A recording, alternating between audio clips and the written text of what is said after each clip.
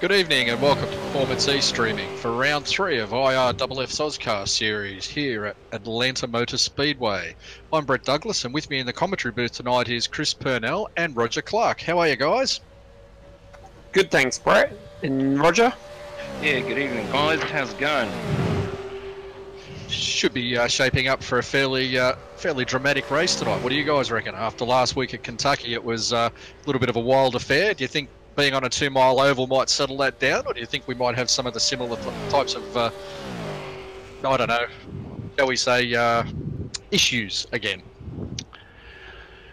Well, I think Atlanta being a 1.5 mile oval, we might see similar issues. It's the track surface is generally very old and worn, and generally Atlanta, once it starts getting warmed up, it's you end up getting a lot of looseness, as they call it.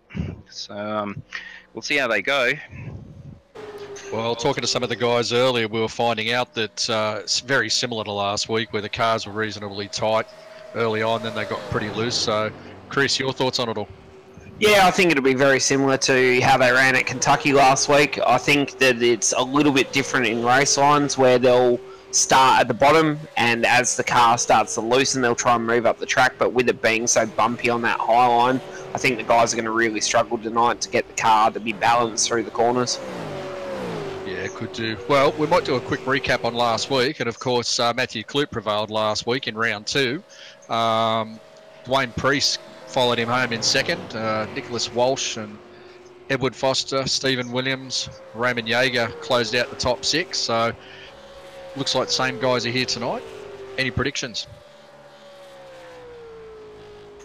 Yeah, tonight I'm looking at the lads racing boys of Nick Walsh and Jackson Callow. Them boys seem to be quite pacey at the moment. Terry Marwood's got a bit of speed, and same with Gavin Sadler. So I think it'll be out of those 4 guys, but we'll wait and see how the race plays out.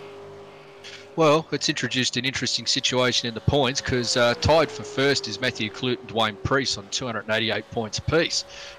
Closely followed by Nicholas Walsh on 282, Edward Foster on 280, and then we go down to Stephen Williams in 5th on 276. So it's mighty close at the top, isn't it?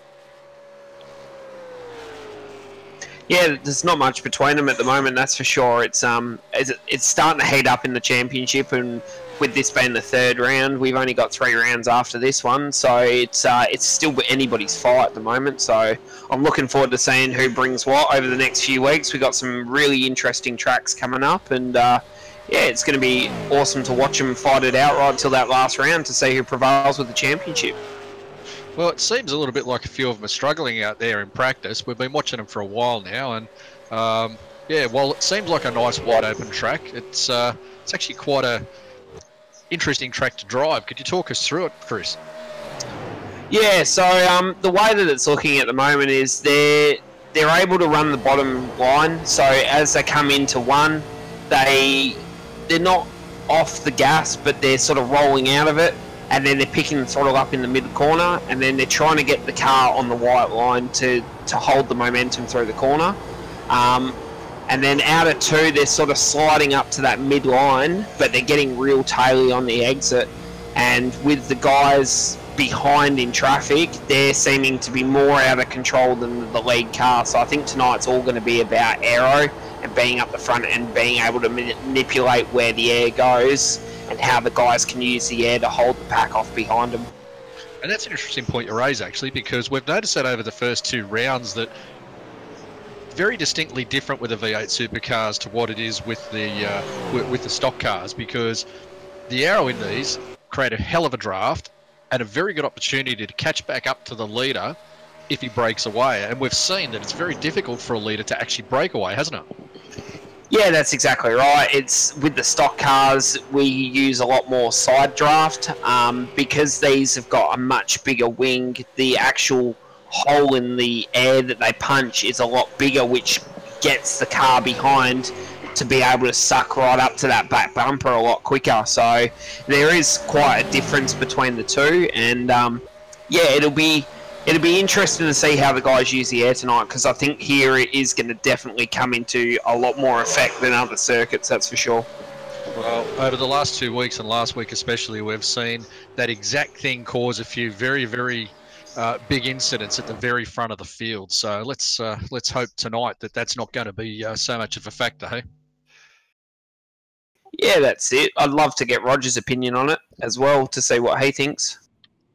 Well, pretty much, I think it's you guys have covered all the bases here. I'm really interested to see how these drivers are going to handle going over the bump coming down into the quad oval section of the track.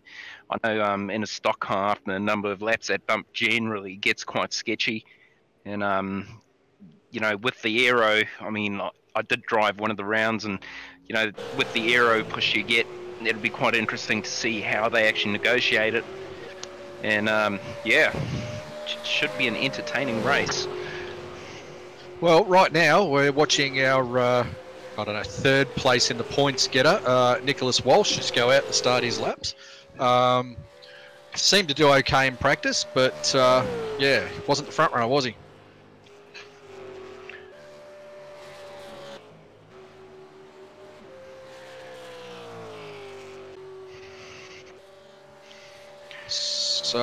So far he's doing okay. Just warming up to come out for his first flyer. Getting real low on the track there. Obviously trying to carry all the momentum that he can down the back stretch. So he comes into 3 and 4. And then again, you're taking the usual line. I mean, you know, sort of personally, I find that you'd want to take a higher line, carry more momentum, so that, you know, carry extra momentum, as it were, into, you know, your second lap.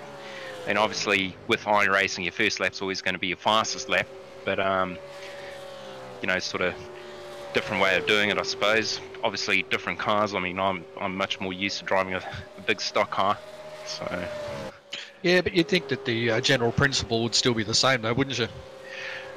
well, yes, you would, but you know, again, different cars, different characteristics, aero-wise and stuff like that. I mean, the big wing is going to slow them down somewhat. I mean, the stock cars are running slightly faster than these, and I mean, Nicholas Walsh hasn't done too bad. He's currently sitting second on the grid, provisionally, behind Terry Marwood. Yeah, and Terry's been pretty quick in the last couple of weeks too. He's had a bit of bad luck, unfortunately, but so just having a bit of a scan through now to see who else is out on the track. Looks like most of them have gotten through a lot of that whilst we've been watching Nicholas. So yeah, nice to see just about everyone putting down lap times. Here we have Dave Douglas going around. He's a regular in the AUSCAR series, so he should know how to wheel these things around an oval track. yeah, he's a regular front runner too, isn't he? Yeah. When you have that win at Daytona, not so long ago in the AUSCAR Thursday Thunder series. Yep, these are a bit of a different beast though, and last week unfortunately he came to a rather nasty end towards the end of the race. Yep, but he's just done a fantastic lap time to put him in P3, so he's definitely on there tonight again. So I'll be excited to see what he can do during the races, because both him and Edward were fast last week. And they were both involved in some pretty serious accidents. Yeah, they were too, and you know, but so we'll move on to Jackson Callow now. Jackson's another one that's been featuring up the front most of these last 2 weeks, and we'll see what he can pull out for his couple of flying laps. Yeah, Jackson's been on a lot of pace lately. I had a couple of really decent battles with him in the truck series for AUSCAR the last few weeks, and he's I don't know what he's been doing lately, but he's definitely found some pace in everything he gets in and drives lately, that's for sure. Yeah, he has, hasn't he? Seems to be just everywhere lately.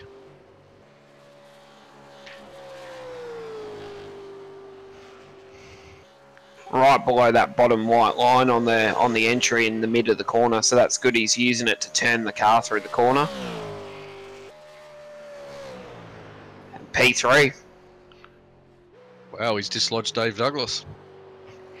You see, now this is always the interesting thing about oval racing and, you know, stock car racing, that sort of thing in general. It's, you know, people have this conception, you know, it's just turning left, but if you run through those times that everyone's set, I mean, they're all within 1 second. And it just goes to show just how much closer the racing actually ends up being on an oval, which is part of the big draw card for it. I mean, it's always real close, real intense racing. Well, that's exactly right. There's half a second across the whole field right there, apart from Michael Skurlock hasn't set a time, unfortunately. I'm not sure what's going on with him. But, yeah, it's so competitive, and you make a little mistake and you lose a couple of tenths in momentum, and you go from being top 3, top 5 to 17th, 25th on the grid, and it changes everything real quick. Yeah, right. I mean, it's not even tenths. I mean, you know, a couple of hundredths even. I mean, looking at, you know, the split between 3rd and 5th, I mean, there's nothing in it. No, there's not. And, you know, so look, they're gridding up for Heat 1 now, so we'll just quickly run through the grid. Pole goes to Terry Marwood for Heat 1. Beside him is Jackson Callow. Raymond Yeager in the 2nd row. Alongside him is George Fullerton, Damien Stockton, Dwayne Priest, Aaron Dillon, Ricky Cornwall, Phil Otto, Billy Ryan, and Michael Skurlock if he takes the grid, although, as you pointed out, he didn't set a time, so I'm not actually sure that he's out there right now. Yeah, he's taken the grid and he's on track now, so he must have just decided not to set a lap time. Maybe thinks it might be safer starting from the back, or he might have had some sort of issue. Could well have had. So, yeah, it'd be interesting to see the race up front here between Callow and Marwood, though. I mean, they've both been very, very quick in recent times, and let's just say they're both very aggressive racers, aren't they? Yeah, definitely. They like to get the bumper out there and use people up a little bit from time to time, so it'll be interesting to see how they go against each other. I haven't actually seen them run together before, so be interesting to see how they use each other up in this early stage in this heat race. Well, also behind them, you know, Raymond Yeager on the 2nd row. He's not afraid to use the bumper either, is he? So it could provide for some very fascinating scenes here early on. Yeah, that's exactly right. And if you actually look through the grid, most of these guys are definitely not slouches. They've all been around for a bit and they know what they're doing. So I think it could be anybody's fight at this point. All right, so the pace car's coming off, and we're waiting for Terry Marwood to lead them away. And away they go. Very even start. Looks like Jackson Callow read that one perfect, didn't he? He sure did. George Fullerton's going with him. But Terry Marwood, of course, takes the low line, drops down, and assumes the lead. But I can see that won't last too long, because Fullerton's really closing up on him already. Yeah, we'll start to see the aero effects, you know, sort of straight off the bat. I mean, you know, watching Jackson just coming up behind that Terry Marwood. Yep. And you know, you can watch the car. Ooh, bit of contact. Oh, yeah, between Fullerton and Callow, yeah. Little bit of contact, but you know, as they say, rubbin's racing, and you know, there you have it. Not everyone wrecks as soon as you touch each other when you're oval racing. So, you know, again, sort of part of the big attraction of it all. True, but we have to remember too. Somebody's just gone in the fence at the back there. I think that was Raymond Yeager. Yeah, Raymond Yeager's just dropped back from the rest of the field there. He's now 4 seconds off the lead. That's a shame for Raymond, because as we all know, that the heat racing and the consolation run don't have any yellows, so there's no real chance to catch back up, is there? No, unfortunately not. It's also, you know, you'll notice if you look on the right-hand side of his car, he's missing a front quarter panel, and obviously ovals aero, big deal. He's going to have major issues catching up, you know, from here on out. Even I mean, unless people start wrecking, I mean, he's just pretty much just going to circulate and no doubt wrap up at the back of the grid. Well, right now it looks like the real battle's between Dwayne Priest, Damien Stockton, Aaron Dillon and Ricky Cornwall a few spots back in 4th, 5th, 6th and 7th. These guys seem to be racing pretty hard with each other, two lots of teammates. Yeah, I'm just watching them now, and they're sort of playing games, a bit of cat and mouse games with each other. One will go higher than low, then sort of swap to the other side at the next corner. And yeah, there's definitely that Dwayne Priest and Damon Stockton are racing quite hard with each other at the moment. So, well, whatever everyone's doing, it's giving Terry Marwood a chance to stay well out in front. You know, Jackson Callow looks like he's trying to get there, but I just noticed a few seconds ago that George Fullerton and himself were actually having a bit of a nose to tail episode down the back straight. yeah, and I think the other advantage is that Terry seems to be the only one running in the old generation Ford as well, which we know is a faster car. But we know that his weakness is definitely in the main race, where he has longer pit stops and the tyre seems to go off more on the long run, and he will struggle with it there. So it'll be interesting to see if he can pull a gap in that main race to get ahead and sort of maintain, or if he's going to struggle. Oh, we've got someone on the grass. Wee excursion across the start-finish line. Yeah, and again, without the cautions, they can't really catch up too well, so it leaves everyone else there. And meanwhile, Jackson Callow and George Fullerton continue just to battle back there and leave Terry up front. So that's an interesting thing you bring up too, with the differences in the cars, Chris. I mean, you know, this gives Marwood a pretty good advantage in these 10-lap heat races and the 25-lap prelim. But come the main race, yeah, it's something he's got to think about, isn't it? Oh, sorry about that, Brett. George Fullerton's just had a massive wreck and hit the wall into one and slid up the track. He's managed to collect it all up and come back down off the track onto the apron, out of the way. At least there was no extra carnage caused by that. He sort of had an off on his own. You know, good show of driving ability there.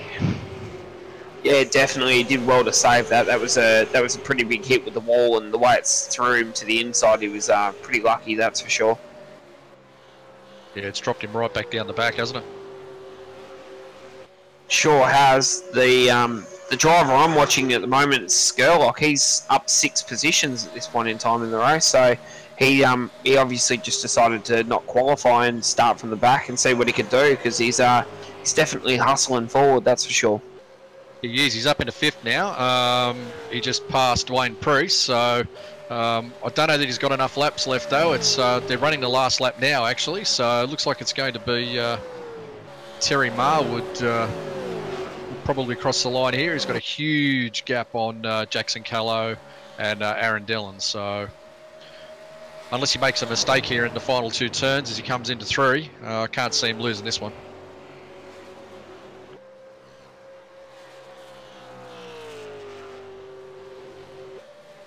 And as he crosses the line, nope, he doesn't lose it. So that's it. That was a really nice race by Terry. He was able to get up front and maintain from the whole time. Great job by Jackson and Aaron to finish 2nd and 3rd. And a fantastic drive from Skurlock in 4th. And whilst all of that has happened, Damon Stockton's lost it down the backstretch, and he is smoking, heading toward the start-finish line just to wrap up his race. Yeah, it looks like he's had a big one, doesn't it? Yeah, he's obviously had a bit of a big off. Might have got a bit loose off 2 and put it in the wall and pinballed his way down the backstretch. That car looks like the pit crew's going to be real busy getting it all prepped up for the next race. All right, so what do we have? Terry Marwood, followed by Jackson Callow, Aaron Dillon, Michael Skurlock, Dwayne Priest, Phil Otto, Ricky Cornwell back in 7th, George Fullerton unfortunately dropped back to 8th, Billy Ryan in 9th, Damon Stockton in 10th, and Raymond Yeager came home 11th. So we move on to Heat 2 now. Let's have a look at the grid lineup for Heat 2. So the grid for Heat 2 is Nick Walsh on the pole, Dave Douglas in 2nd, Edward Foster out of 3rd, Stacey Walker in 4th, Matt Clute in 5th, Norman Clark in 6th, Gavin Sadler in 7th, Todd Maxfield in 8th, Daniel Misdale in 9th, and Steve Hoppert in 10th. All right, couple of heavy hitters in here, boys. Yeah, keep an eye on that Golf livery Ford, mate. You know him by any chance, do you, Roger? Yeah, I do actually. I've known him all my life. Funny that, isn't it? Yeah. Dear, oh dear. Oh, wish your old man luck, and we'll see how he goes up against the likes of Matthew Clute and Gavin Sadler and those guys. Because the other wild card here is Steve Hoppert. It's a name we haven't seen for a while, isn't it? No, we haven't seen Steve-O for a while. As we all know, he was part of the AUSCAR admin team, but work commitments and life gets in the way, and he's sort of taken a break from it all. And I think this is the first time he's raced in about 3 months. So nice to see him back out on track. We'll see how long he lasts. Well, he's obviously not lost too much because he was only 4/10 off pole, and that shows how little separates these 10, doesn't it? Yeah, that's right. It should be quite an interesting race. All right, so we've got Nicholas Walsh leading the way and Dave Douglas right there beside him. As they come around for the start, they're just coming around out of turn 4 now. Just waiting for the pace car peels away as it does, and we'll see how long it takes Nick to lead the way. Oh, he got a little bit out of shape off the start there. Edward making it 3 wide as we see Dave Douglas going out to the outside and the lead. Yeah, looks like Nick Walsh just maybe started off in too low a gear and just lit the rears up, didn't it? Yeah, it does happen. Obviously more prevalent once you start getting onto older tyres, but yeah, if you're in the wrong gear in these or sort of any of these cars on an oval track, you can find yourself in a lot of strife. Well, we've now got a 3-way battle up front. Looks like Edward Foster's going under to take the lead from Dave Douglas, but Dave's going to hang on there on the outside there, with Nick Walsh coming back under Dave now. So, wow, how quickly he can go from first to third. Yeah, well, that's just oval racing in general. Also sort of working our way back further through the field. We've got Matthew Clute coming through the coming up into 4th, and he's running a higher line. So kind of interested to see how he fares on the higher line. I mean, we've just seen the low line work for Edward. So. Yeah, we've seen Clute and a couple of others do that. Gavin Sadler's another one we've noticed doing that an awful lot too, in an effort to preserve the tyres on the older cars, but I don't know that Clute's running an older car, so interesting to see how he's playing this one.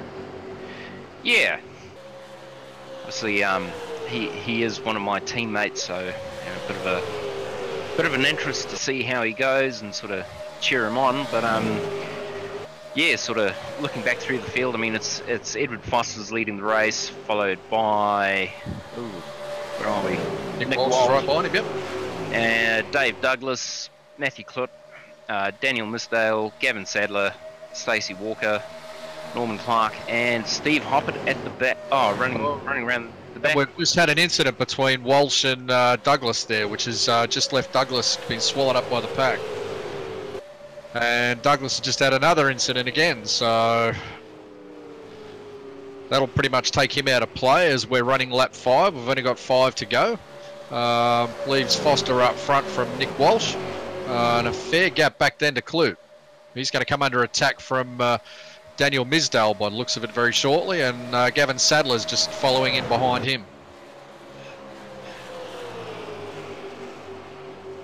As we move back up the front now, and Foster's coming under severe attack from Walsh. Let's see if he's got anything for him.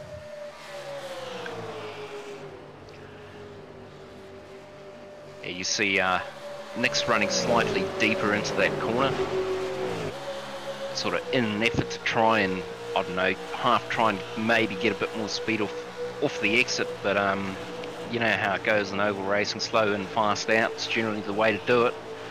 But I'm kind of interested to see how this plays out for him. Well, the fast in sliding out usually burns up the tyres, doesn't it? So it's hard to see how he's going to make that work for him. Yeah, but you know we're travelling at about what's that, lap 7 or 8 now, 10. So I mean, short little sprint race. It's not really going to be too critical about how hard you're on your tyres. I mean, obviously once we start getting to the consolation feature race, I mean, you know, then you're going to have to start playing the long game. So, but yeah, indeed. like I say, it is interesting to see, which lines the drivers are trying to take through the corners and stuff like that. Yeah, well, we're running lap 8 now, so, second last lap, and looky, Matthew Clute, our points leader, right up on the back of Walsh. And he's going for the pass. Sorry to cut you off, guys. There's a big wreck just behind with, it looked like Stacey Walker and Steve Hoppett just then. Well, bad luck for those guys, but we've got all eyes up front here now, where it's just Walsh has just been deposed as we come on to lap 9. Clute looks like he's going to challenge Foster. Actually, he seems to have a fair bit of speed going there. Yes, he does, and I know Edward throws a block. Oh, did they just touch them? They did. They touched. Oh, and now Clute's getting, he's coming under attack from Nick Walsh too. So it's all on at the front. Last lap, here we go. Well, Foster will be loving that if these two are going to fight and just let him pick the clean lines and get a clean run. But at the moment, it looks like Clute's going to try the outside of Foster, doesn't it? Coming up into turn 2. Oh, with Walsh going under him. This is going to be down to the wire. Well, we've got 2 corners to go. Clute's going to give it one last run, but he's trying to run high. I really don't think he's going to manage it up there, unfortunately, and he might actually be vulnerable to Walsh here. Yeah, he seems to be able to turn the car from a higher line and carry the momentum off the corner, but I don't think it's going to work for him so much in the sprint races, but it'll be interesting to see how it goes in that qualifying and that feature. I think with that, looking after the tyre a little bit more, I think he might be definitely one to beat again tonight. Well, yeah, could well be. So we'll run through quickly the top 10 from the second heat race. Edward Foster took the win from Matthew Clute, who had a great drive up from 5th on the grid. Nick Walsh, and I've just lost my results. Here we go. Norman Clark in 4th. Gavin Sadler came home 5th. Hoppett 6th. Douglas 7th. Maxfield 8th. Misdale 9th, and Walker 10th. So now we move on to the consolation, or B-main as you might call it. Pretty much everyone's in the field by the looks of it, so this one will change the game slightly. We've got 25 laps on this one, so there'll be a small degree of tyre degradation here, won't there? Yeah, less so than you'd see in the main, but more so than the sprint races. So it'll be quite interesting to see how the drivers play their strategies. All right, so leading him away will be Terry Marwood, followed alongside him by Edward Foster. On the second row will be Jackson Callow with Matthew Clute beside him. On the third row will be Aaron Dillon from Nicholas Walsh. On the next row will be Michael Skurlock from Norman Clark. And then we've got Dwayne Priest and Gavin Sadler rounding out the 10. So as the grid moves away now behind the pace car, any thoughts or any predictions here, fellas? Chris? Yeah, from what I could see in the heat races, I think the fight's going to be between Terry Marwood, Matt Clute, Edward Foster, Jackson Callow, and it'd be interesting to see what Norman Clark and Michael Skurlock can do, because their cars seem to come along good towards the end of the run. They were managing their stuff as well, so yeah, I think it's going to be out of those guys. It'll be interesting to see what happens. It's 25 laps, no safety car, you get involved in the caution, and now you're starting at the back for the feature, so you want to be up the front to be out of the trouble, that's for sure. Roger, quickly. Well, I was just going to comment on Norman Clark. He's not known as a magician for nothing. He makes tyres last, so he'll definitely be one to watch in the longer races. Well, he's starting out of 8, so it's certainly not too far back there for him, is it? Okay, so as the pace car pulls away, wait for Terry Marwood to lead him off, and away he goes. And with him, well, pretty much everyone's gone with him. There's not many that were caught out by this one, so they were all very much paying attention, weren't they? Yeah. Just a bit of a battle happening in the front there. Just watched Edward get a little bit loose. That Callow that just lost out there, was it? Yeah, Callow's just dropped back a heap and just been swallowed by the pack. Him and Edward sort of touched each other in the air as well, sort of just turned his car down into the apron. All right, well, looks like we've got another bolter coming up through here with Michael Skurlock back in fourth too. So we've got Terry Marwood from Aaron Dillon, which he made a great start, from Edward Foster and Michael Skurlock. Yeah, that's a great start from Skurlock. He's already up 3 positions in the first lap, so he's obviously found something that he's happy with in that car at the moment. Well, yeah, and there's a bit of door banging going on there between Foster and Dillon as well, so the boys want to be fairly careful with that, or they're going to find themselves at the back of the pack, aren't they? Oh, a bit of door banging doesn't go amiss, but a little bit too much, you know, might see them up in the wall or down on the apron into the inside wall, and that'd be no good for them. Well, you want a good finish here, so I mean, you know, it doesn't so much determine your starting position in the 75 lap A main, but you still want to finish as well as you can. Yeah, well, I mean, sort of at this point in the season, I mean, obviously you do want finishes. You know, I mean, this is sort of the bread and butter stage of the season where it's points. You know, so like the more you're finishing, the more points you're getting. You know, with the points being as close as we saw earlier on, I mean, you know, it makes no sense to wreck out. No, and I'll clarify that. This does actually determine where you start the A main. I'm not sure what I was thinking when I said that, but yeah, it does determine it. So you don't want to end up at the back. No, it's a long way to fight through a field of, you know, sort of fairly competitive drivers across 75 laps. I mean, you know, we have seen wrecks in the other races, and I mean, you know, it is part of racing, and you know, starting from the back just makes it all, you know, the chances are all the more higher that you are going to be involved in a wreck. Well, right now we've got Foster challenging Marwood as we run lap 5, just going down the inside of him. I was just thinking they were also well behaved up until this point. No one was really challenging anyone. They seem to be happy to run line astern. But as we come across a tri-oval, looks like Foster's taken the lead only just, but Marwood's hanging with him on the outside there, isn't he? Yeah, you see, this is what I was wondering about earlier on. I mean, like, you know, you run the higher line, you can carry a little bit more momentum. Oh, big no! Into the wall. Oh, it's taken out Foster, Skurlock and Marwood. Oh, no. Skurlock's just gone back across the track. It's a bit of a major incident.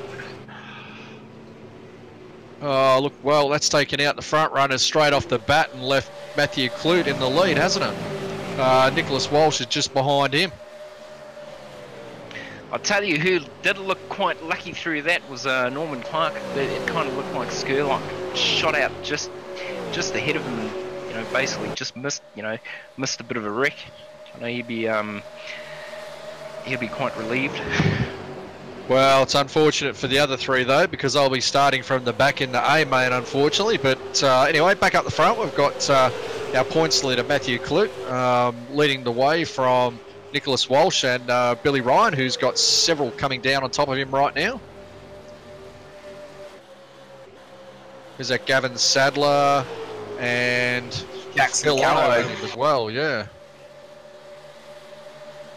Yeah, it's really changed up the field here, and it's we've had another one at the back there with looks like Phil Otto and I couldn't.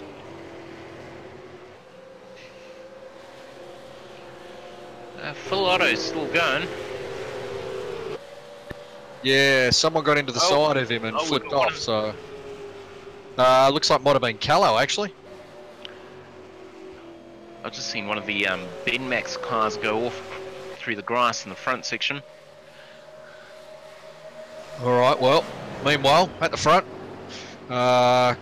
Clute's holding a nice little gap from Walsh, and there's a huge gap back then to Gavin Sadler. Sadler's running the older Falcon, as we know. Big wreck, Jackson Callow. Yeah. Well, it sounds like we've got a few of the front runners or fancied runners just falling off the perch in quick succession here, doesn't it? Yeah, you see, this is what happens. I mean, we're coming up onto lap 10, you know, where you know, the little sprint races are finishing up. So now you've got all the tyre wears coming in. The cars are going to start changing how they work. You know, you're going to have even less grip as the tyres are now heating up. And I mean, you know, again, it's a shorter race than the feature, but, you know, we were talking pre-race that, you know, these cars are going to start getting looser the harder you run them and the deeper you get into, you know, your runs. Well, then that's the thing, and you know, I mean, it's not exactly new to these guys either. They've experienced them for the last 2 weeks. This is the third round now, so it's not like they don't have an idea how these cars react after half a dozen laps, is it? No, but I think it's more the track too. And Atlanta is always very slick. I mean, there's never really been a hell of a lot of grip around here, whether you're driving the V8 supercars or a Gen 6 or the Xfinity cars or the trucks. It's a very slippery track. I mean, I know earlier on in the year when iRacing brought out their Season 2 build, there were major issues with the cars. I mean, like you couldn't get, you know, you couldn't put your foot down for any sort of extended period of time. And I mean, even if you go and watch the real world NASCAR, I mean, even they were struggling to get all the power down. So I think it's a bit of a mix of the cars and how the tyres are wearing and the track itself. Yeah, completely agree with that, Roger. It's very much a track where it's all about holding that momentum more than accelerating and braking and rolling out of it. You want to try and maintain, so you're not using that tyre up as much, and it's more just rolling through the corners. Yeah, it's kind of like, you know, if you look back at like old school racing, you know, where you had to sort of feel how the car was going through the corners and, you know, like try and balance things as you're doing it. It's not so much one of these tracks where you can just sort of, you know, hard on the gas, a little bit of brake, hard on the gas kind of thing. You've really got to work, you know, very hard to balance everything as you're going. And of course, as you're going, your tyres are wearing, your tyres are heating up. Every time you're going through the corners, and you know, you're half trying to get on the gas real hard. You know, it may not seem like it, but you are still spinning the rears. They're getting hotter, and that's, you know, that's where you're going to start getting loose. And I mean, that's, you know, that's sort of what you're going to see happening as this race wears on. Well, I don't mean to interrupt you, fellas, but at the front, we've got Gavin Sadler's just closed the gap on Matthew Clute. He's now challenging him quite hard for the lead. They've got a huge gap then back to Nick Walsh, who's also under attack by Misdale. But, yeah, this older generation Falcon, still life left in it yet, because it's certainly given Clute a run for his money. Yeah, it's definitely come on stronger in the second half of this race, which surprises me, to be honest with you. I didn't think it was going to. I thought it was going to sort of disappear off and drop back, but it seems to have just fired off even better, and he's able to get the car higher to the wall, and he's actually having a run on Clute right now. Yeah, he is. He just seemed to just leave him. But having said that, though, Clute's coming back now on the high line as they come down into the tri-oval, but yeah, this is going to be a bit of a battle here. What are we running? Lap 17. So there's still 8 laps to run. Yeah. Yeah, Clute's been really smart here, and on the exit of the corner, he seems to tuck down on the back right-hand quarter panel of his car and just loosens up Gav enough just to slow him down and use a bit of the side draft to then get a run out of the corner. Well, we saw him using that to very good effect last week, didn't we? Yeah, that's exactly right. It's definitely one of his stronger suits. He does it really well in the NASCARs as well, in the stock cars that we run. He definitely knows how to position the car in the right spot and use that air to his advantage. Yeah, it looks like Misdale's just moved up to third, so he's just passed Walsh, and yeah, as we watch Sadler and Clute just keep swapping this lead here as we run lap 18. So I think also, just to clarify for the viewers, where we're talking about the side draft, I mean that basically you're stealing the air off the car in front of you, or the car next to you rather, and you know, whilst it may seem that the car that is busy doing the side drafting makes it look like it's going faster, it's not. It's actually upsetting the car that, well, the side draftee, if I can put it in those terms, it actually slows them down. And the ideal way to do it is get up close, do the side draft, and actually move away. Like, if you ever sit down and watch a NASCAR race, you'll see them doing it. And, you know, when they do it, I mean, you know, it kind of makes it look like the car that's being side drafted is, you know, it sort of half looks like it makes him look like they're sitting still, kind of thing. Yeah, you just got to be careful though, because if you hang in there, it'll backfire on you and work in opposite direction, won't it?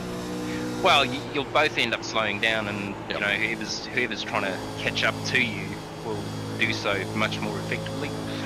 Yeah, we weren't sure it'd work the same with these V8 supercars, because they've actually got a front splitter and a rear wing and a little bit of downforce, unlike a stock car, but it does seem to still work that way. So I think it would still work a little bit the same. Probably not as much as you see in a stock car. I mean, you know, also you do have extra aerodynamic aids in a stock car. Maybe not so much a big, you know, rear wing like you see on the V8 supercars. But if you actually look down the left-hand side of a stock car, you tend to see a fin running down the roof, and that's actually to help with, you know, the sideward moment, like forces in the air and everything like that, to keep that car in place. And that's sort of where the whole side drafting thing really, you know, comes into effect. But, you know, again, probably to a lesser extent, yeah, as you know, we see Matthew Cloak trying to make another move for the lead. yeah, we're just watching Clute trying to get under Sadler here, and we've spoken to him before about this, and Sadler says that but his preferred line in this older car is on the high line. The car seems to work up there much better than everything else. And Clute had him pushing down on the low line there for several laps as we run lap 23 now, so we've got 2 to go. And yeah, I wonder if it wasn't a bit of a tactic to try and get Sadler to burn up his tyres, to be honest, because he's openly said before it does that.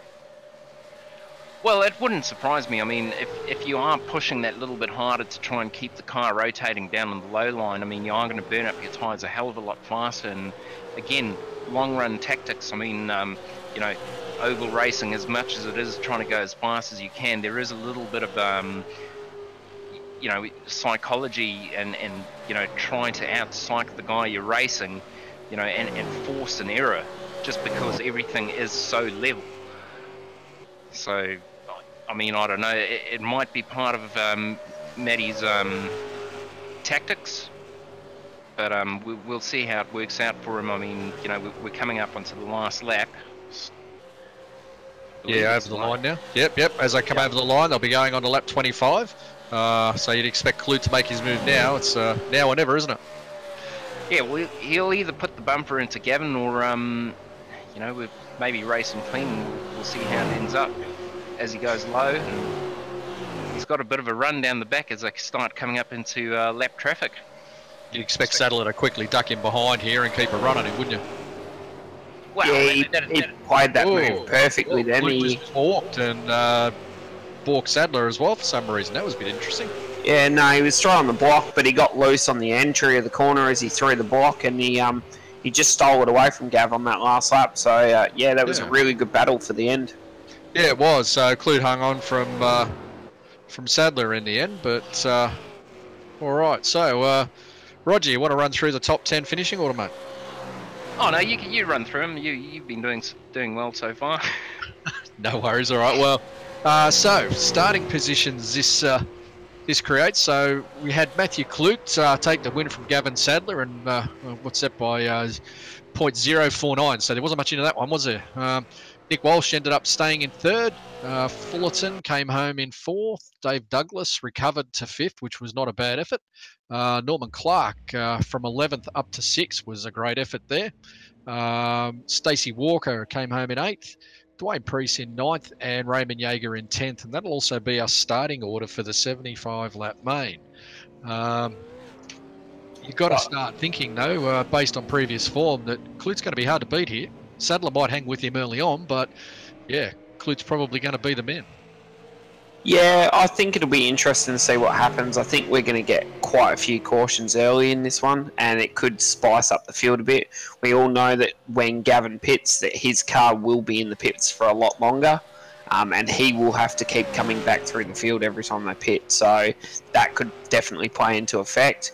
And plus, you've got to remember Terry Marwood, Edward Foster, Michael Skurlock, all them guys got wrecked quite early in that race, so it'll be interesting to see what they can do from the back of the grid moving forward during the race. Yeah, well, this time they'll be able to use cautions, won't they? Because, as previously stated, cautions are on for the 75 lap main, so it allows them to play a little bit of that normal oval strategy. And yeah, you're right. There's a few guys there that got a bit of work cut out for them, don't they? Oh, definitely. But we've seen them do it before. I mean, last week I think it was Terry and Edward started from the back, and they were able to move their way forward quite early in the race. So it's just going to come down to strategy, who can avoid the trouble and keep the car clean, and who's there for that last 10 to 15 lap run that we're going to have. Roger, after 2 heats and a consolation, what are your thoughts so far?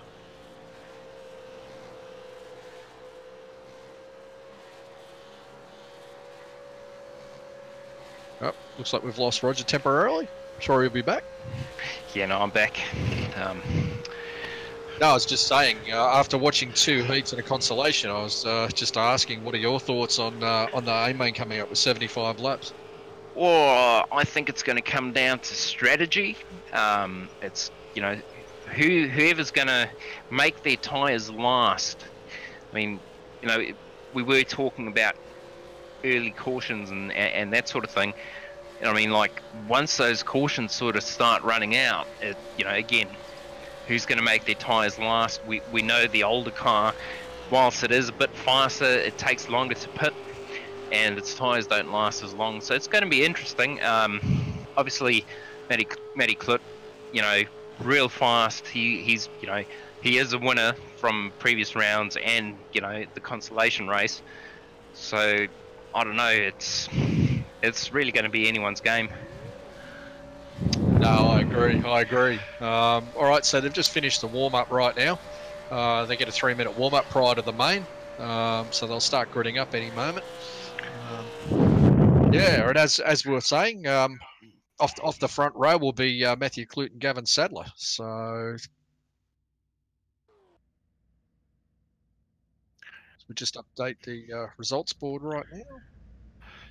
Yeah, so by the looks of things, it's Matty Clute, Gavin Sadler, second row, Nick Walsh, George Fullerton, third row, Dave Douglas, Phil Otto, fourth row, Norman Clark, Stacey Walker, fifth row, Dwayne Priest, Raymond Yeager, sixth row, Damon Stockton, Terry Marwood, seventh row, Michael Skerlock, Daniel Misdale, eighth row, Todd Maxfield, Jackson Callow, ninth row, Steve Hoppert and Edward Foster.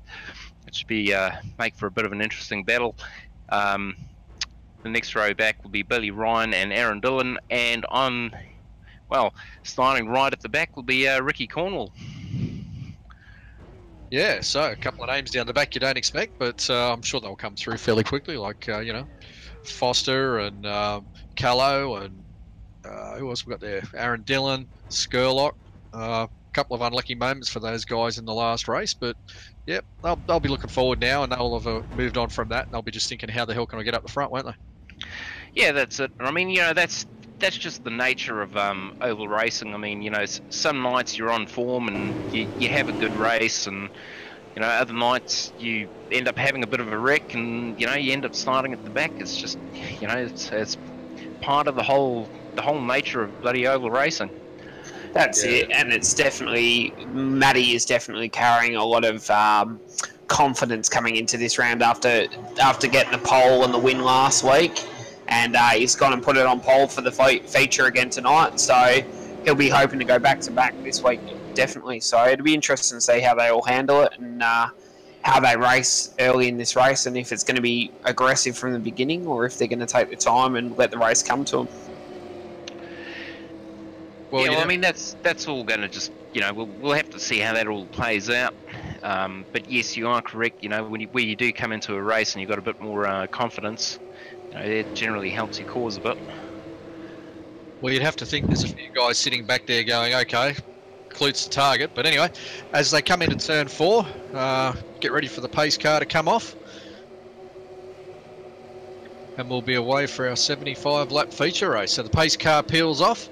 Looks like Sadler just had to get out of it there to stop overlapping with Clute, who's just given him a wonderful run off there from the start, hasn't he? Yeah, unfortunately, you can't go before the leader goes, and you know, he'd be pretty lucky if he doesn't end up with a penalty after that. Well, as long as he didn't cross the line in front, he should be fine. But, I mean, he's got his teammate George Fullerton right behind him as well there. So he's got a bit of a rear gunner at the moment, but it looks like he's coming back. So yeah, again, that's just the old car and, you know, the way the aero package works with the V8 supercars. So, you know, well, we've got a car in the wall further back. I'm trying to watch it from the blimp, get a bit more idea of what's going on.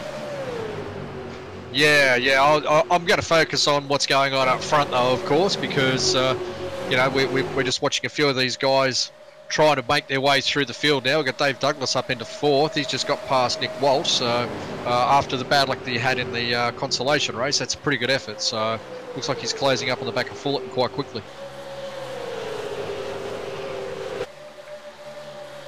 Yeah, everyone's sort of behaving themselves. I mean, half getting into single file as we see Gavin Sadler making a bit of a move on Matthew Clert. Yeah, that's both Sadler and his teammate. Oh no, his teammate hasn't quite managed to make it stick. So Sadler's out front. Bit of a repeat of the consolation race, isn't it, here at the moment?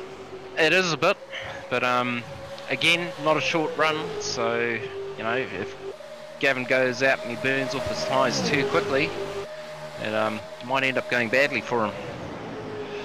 Well, yeah. I'm just watching Fullerton and who's that with him?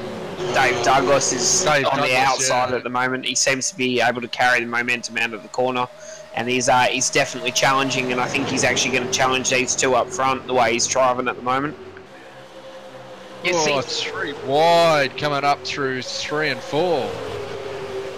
You see, that's the other thing we haven't really touched on is, you know, as the racing wears on, this track's going to rubber up further and further up the racetrack, and it's going to start making that middle and high line actually work a hell of a lot better. Because, like, you know, where we've come in and we've had the earlier races, you know, you can physically see, you know, the black line that's now running down toward the white at, you know, at the apex of the corners. But now in the longer race, that's all going to start spreading out, and you're going to find that as the tyres wear out and as that racing line you know, as the track rubbers up, that high line's going to be much, you know, you know, you'll end up with a much better prospect of finishing and actually getting around the corners and that sort of thing. Yeah, absolutely. But right now we've got Dave Douglas challenging Sadler. We've got Fullerton back in 3rd and Klutstrop back to 4th, and it looks like he's got a hell of a pack there closing in on him. He's got looks like Nick Walsh coming up underneath him and Phil Otto just behind him as well. So interesting to see if he can make that ground back up again to the front lot, won't it? Yeah, he seemed to rub the wall coming out of 4 about a lap and a half ago, and I think he's actually damaged the car a little bit because he seems to be a little bit off pace now. Looks like I just saw somebody spearing off there into the infield. Did I? Just can't quite tell who that was. It was green. That's sure did. No? It was, by the looks of things, Todd Maxfield. He's just got. It looks like he's either got a tap or just got a little bit loose, gone off, you know, into the infield. Obviously off track, you know, still safe. Caution isn't just going to come out of that. And, you know, he's gathered it up and he is racing again. Well, that's good. Looks like there's a few of these guys struggling to get out of the turns, out of turn 2 and out of turn 4. I just noticed somebody back there was really having a hell of a tank slapper, so don't have caution, so he must have kept it all together. Again, I think that's just, you know, the way it's going to naturally progress. I mean, you know, we're 9 laps in, the cars are still going to be a little bit tight. Oh, is that someone up into the wall there? Sorry to cut you off there, Roger. No, that's all right. That looks like one of the Ben Max cars. Yeah, I can't quite see who it is at the moment. That was a great pass by Dave Douglas to just take the lead off Gavin Sadler, and Fullerton's jumped right up behind Sadler as well, so I think Sadler's car's starting to go away from him for a bit as he just gets really loose coming out of 4. Very loose, wasn't he?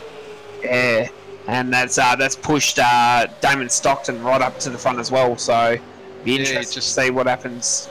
He just goes Sadler's trying the bottom line now. Yeah. Maybe that old Ford's tyres are going off after all. or somebody's just hit the wall hard down the back straight. Well, hasn't brought out the caution yet, so we're still under green flag conditions. And right now, Dave Douglas is absolutely racing away, isn't he? But as we've seen from previous weeks, that'll be short-lived if a few of these guys can actually work together a little bit, and they'll catch up to him pretty quick. We're only working lap 11 now of 75, so there's a long way to go. Yeah, 75 laps around here is a hell of a long way to go. You know, I'm now I'm kind of working off of what I know from the stock cars and stuff like that, but I mean that's at least one pit stop, and you know that's gonna, if we run green, that's gonna, you know, it's really gonna change things up, make it quite exciting. Yeah, I think the cars are actually learning a limited fuel tank tonight as well, so that'll I think they're nearly due for 2 stops. It'll be very close between 1 and 2 stops. So it'll be interesting to see if they play the tyre game or if it's all about fuel tonight. Well, we've got an interesting situation here. We've got a fresh face up the front here that's chasing after Douglas in Damon Stockton in second. Right behind him now, you've got Sadler, Fullerton and Clute. So, and it looks like just behind them, we've got Terry Marwood and Michael Skurlock coming back through the pack. Pretty good drive from him. Yeah. Here's another thing you can actually notice with the V8 supercars in comparison to stock cars, aside from the speed and just, you know, how they work. Where these guys are actually going into the corners, you can actually see where that, you know, where they're lighting up and using the brakes, and you know. I was just watching Gavin Sadler, and on that last lap, you could see how long and how deep he was actually going into the corner with his brakes on. I mean, obviously not fully, you know, as you would, you know, fully using them as you would if you were going into, you know, say turn 1 at Watkins Glen or, you know, Bathurst or anything like that.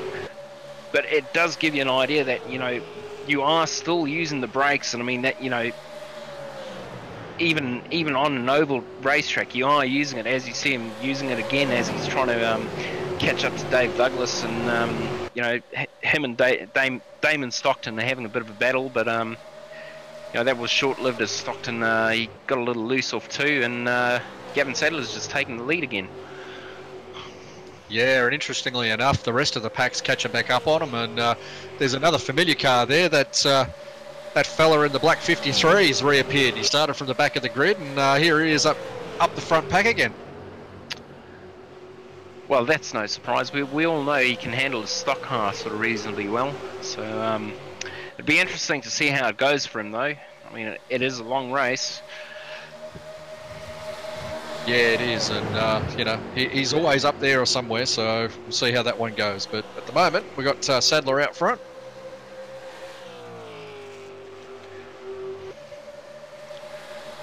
Yeah, just waiting for the waiting for things to refresh.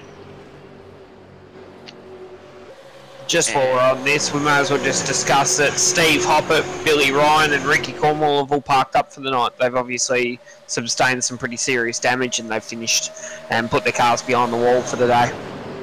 It's a shame for those guys. I mean, as we run lap 17, we still haven't seen a caution. Hope that wasn't the curse of the commentator, but we shall see very shortly as we watch Gavin Sadler run away with Damon Stockton in hot pursuit. Dave Douglas in third, and it looks like George Fullerton in fourth with Matthew Clute, and then a whole angry pack closing in on the back of them. Yeah, it surprises me about Dave. He seemed to pull away, and I think he used his tyres up a bit quick, because now he seems to be a bit vulnerable to the rest of the pack. So, but Sadler seems to have gone the other way, where he didn't push so hard at the start. Now his car's really coming to him. So, be interesting to see how it goes over the longer run, and if that car continues to fire off with it being the older car, or if them tyres will eventually start to drop seriously quick compared to everybody else. To be honest, I think this long run, now working lap 19, I think it's caught a few of them by surprise. I didn't expect to see 19 straight laps from the start green. No, that's exactly right. It's definitely might have played to disadvantage for a couple of guys that maybe thought there was going to be a caution early and decided to push on pretty hard. And yeah, now they've used their stuff up. Now they're just a sitting duck waiting for a caution. Well, they're starting to string out a little bit now. Of course, we know that won't last too long because someone's tyres will come back in and they'll make a run. But yeah, I wonder if a few of these guys aren't just based on the previous couple of weeks, just playing it nice and cool and just biding their time, trying to play themselves into that last 15 or 20 laps. Well, I think that's the way you should really race ovals. I mean, you know, you're not going to win on lap one, and you know, you've just really got to play that long game.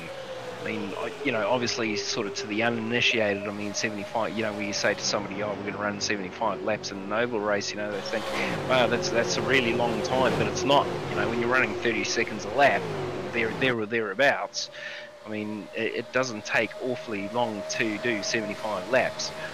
But, you know, you are still pushing the car really, really hard, and you are pushing the tyres, you know, sort of to the extreme. I mean, you know, it's not unheard of to see the stock cars tyres hitting over 300 degrees Fahrenheit, you know, when you're out testing and when you're out racing. And, I mean, 300 degrees Fahrenheit, you know, that's well over 100 degrees Celsius. So, Yeah. you know, these V8 supercars, I mean, I'm not 100% sure on how the tyre model works for them, if it's real similar to the stock cars. But you know, you'd expect to see the tyre temps will be, you know, they'll be up there, and obviously the hotter the tyre gets, the more it's going to start dropping off and wearing down. Well, that's the thing too. I mean, you make a very valid point. You'd have to assume the temperatures are fairly similar. I mean, you're talking about a 1.4 ton car that's, you know, going into the turns off the straights at around 290 kilometres an hour. So the loads and the forces that are pushing that are just tremendous, aren't they? Yeah. I mean, you know, again, obviously, I sort of come from a, you know, more of the stock car racing background of things, and I mean, you know, the forces and speeds that you see out of those, I mean, on purpose built, you know, the cars are purpose built to go left, where these V8 supercars, they're not necessarily purpose built to go left. I mean, I know, you know, it is a fixed setup series, so I don't know how much work has been put into the setups to make them, you know, work as well as a stock car. But what, you know, one must assume if it's like a baseline setup, you know, these cars aren't actually set up to go left like you would a stock car, where you know, you're basically putting in minimal inputs to turn the car left. I mean, that's, you know, that's what a stock car does. And you know, obviously that's going to work the tyres so much harder. Your right front's just, it's, you know, every time these guys go through the corners, they are going to be punishing that right front tyre. You know, I mean, it's, you know, if it were alive, it'd be screaming, you know, just put it out of its misery kind of thing. And you know, the longer the run goes on, and the harder these guys are pushing. And I mean, you know, you watch these guys all racing, and you know that none of them are hanging around. You know, these tyres are going to eventually wear out, or they are going to give up. Yeah, that's exactly right. And don't look now, but Terry Marwood and Edward Foster have joined this front pack now, and they've both passed Matt Cluett. And yeah, it's game on up the front now. They're racing 2 wide, 3 lanes deep, and it's starting to heat up here for sure. Yeah, I was just watching that. They're really bunched up at the front now, aren't they? And you know, we've got a couple of these guys that we know are quite happy to elbow anyone out of their way. So especially Marwood and Foster, Douglas as well for that matter. So Stockton was pretty patient. He's hung in there for the last 27 laps, which we're working now. Lap 27, yep. So, you know, but we've still got Gavin Sattler hanging in there, trying to just stay with him. Yeah, that's exactly right. And I've been on the receiving end of a couple of these guys using the bumper before, and it's it works out good sometimes, and it works out bad. So it'll be interesting to see how patient these boys are, and if they're waiting for that caution to fall, or if it's all going to fall at the front at some point in the near future. Well, we've got a hell of a pack there now, haven't we? We've got Stockton out front, but gee whiz, with Marwood, Douglas, Foster, who else in there? Skurlock. There's a couple others in there as well, isn't there? Misdale's up there as well. He's come back. Clute's still there. Yeah. They're all 3 wide coming into 3 and 4. That's never going to end well. No, it's not, but they're all giving each other just enough racing room at the moment, which is good to see. They obviously want this race to go green for a long time, so I'd be interesting to see if we get to green flag stops at some point in the next 15, 20 laps. Well, it'd make a nice change over the last 3 rounds, wouldn't it? We haven't seen very long green flag runs, have we? No, that's all. No, what's that? Actually, Douglas and Misdale, was it? Yeah, but the caution hasn't flown yet, guys. We're still green at this point in time. Yeah, I just caught the edge of that one, so I'm not real sure what happened. It looked like maybe Misdale got up into Douglas, did he, or was it the other way around? I think it was Misdale slid up the track and got loose, and then he sort of speared into the wall, and he collected Douglas on the way through. 2 weeks in a row for Douglas being pinched up onto the wall, eh? Yeah, that's one of those things, you know, where you're carrying a lot of momentum coming out of the corner and the car naturally wants to run up to the wall. And unfortunately, you tend to run out of room if you've got somebody on the outside. Don't know, somebody might have to go have a chat with their spotter after that. Maybe. So, all right, so we've got Marwood now up the front. He's just taken the lead about a lap ago from Stockton. Sadler's still floating in there right behind Stockton. Then we've got Foster closely following Sadler, and looks like Michael Skurlock might have just had a bit of a balk with that incident. Looks like he's just dropped off the back of Foster a little bit because he was right up there with him before. Yeah, I don't think that's going to be too much of a major thing. I mean, we haven't even got to the first round of pit stops, so, you know, guys dropping back and sort of, you know, slowly moving up and that sort of thing, you know, compared to the people who are racing real hard. I mean, you know, there's sort of no point in racing real hard at this point in time unless you're trying to gain bonus points for leading laps. Well, yeah, you make a very good point there. So, you know, but I don't know. Some of these guys seem to race for sheep stations every lap, Roger. So that's kind of what keeps us entertained, really, isn't it? Well, that's, you know, that is part of oval racing, but you know, you ain't gonna win sheep stations when you wreck out because you've been racing too hard before the first pit stop. Been there, done that. Yeah, very true, very true. So as we work lap 33, just about to go into lap 34, status quo stays at the front there. Terry Marwood and Damon Stockton just seem to be just holding station. They've got a bit of a gap back there to Gavin Sadler and Edward Foster and Michael Skurlock. So looks like we've got our top 5 pack now, but wow, 33 laps without a caution. It's first time we've seen this happen so far. This is the 3rd round. We're halfway through the series, and yeah, it's good to see some solid long racing at last. Yeah, that's exactly right. I mean, them first 2 races that we had at the start of the season, I think the first race we had 11 cautions, and then race last week we had 9. So it's nice to see that we're 10 laps off a halfway, and not even 10 laps actually. Sorry, we're about 6 laps off a halfway, and yeah, we're still green at this point in time. So it'll be interesting to see as the race goes on if it continues like this, or if we get a restart, how aggressive these guys will start being. Yeah, couldn't agree more there. And as we see Stockton retake the lead from Marwood. Yeah, well, Marwood's not going to wait long. He's straight back at him, isn't he?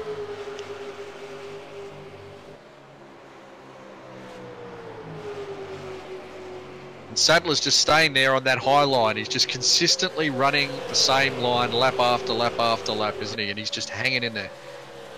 Yeah, he's not changing his line where you see other guys moving up, moving low, moving high, running that middle, more of a conventional sort of dirt racer type style of driver where they'll chase the grip and they'll try and find it, where other guys will think that the grip will stay in one spot and they get stuck in that rut and that groove and they just run around in circles and hope that the groove stays there for them.